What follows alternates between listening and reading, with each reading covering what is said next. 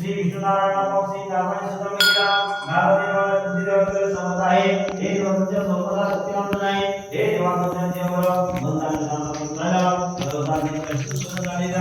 श्री नारायण गेले भगवंताचे गुणगान ऐकून श्री भगवंत म्हणाले हे वस्ताना माझा तू माझ्याकडे आलास मला सांगू कधी मला सगळं काही सांगेन तेव्हा श्रीनाथ म्हणाले मृत्यू लोकांची माणसे अनेक प्रकारची दुःखी भोगवणारा शिवाय नानंदी प्राणी दुःखाची अंत आहे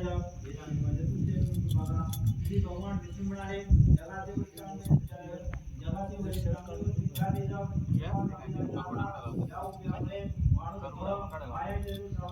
माणूस